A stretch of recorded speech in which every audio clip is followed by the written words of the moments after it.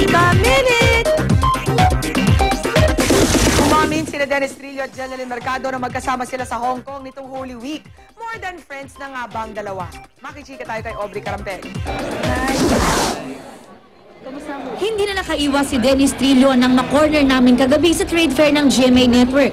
Nang aming tanungin kung totoong magkasama nga sila ni Jeneline Mercado sa Hong Kong nitong Holy Week.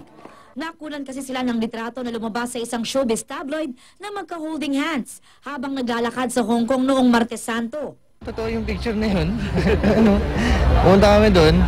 Ang sabi nga, hindi nakakapagsinungaling ang mga larawan. Kaya diretsahan na rin namin tinanong si Dennis kung mag-on na ba sila ni Jen. Kayo ba nito?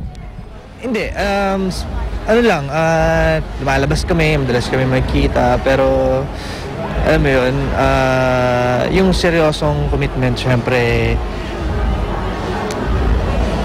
kailangan ng time eh. Nang si Jeneline naman ang aming makausap, inamin din niyang espesyal sa kanya ngayon si Dennis. Matagal na raw silang magkaibigan at na-develop raw sila sa set ng sininobelang Gumapang Ka sa Lusak.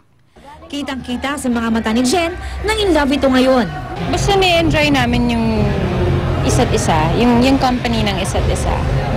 Tsaka, masaya pag kasama.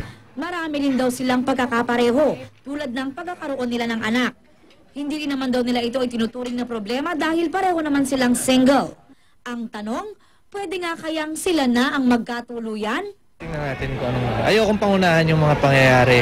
Katulad ng sinabi ko kanina, hindi naman kami nagmamadali. And masaya kami na ano yun, gumagawa ng things together. Hindi pa natin masasabi, hindi ko pa alam kung siguro mag-work out. Aubrey Carampel updated sa Showbiz Happenings.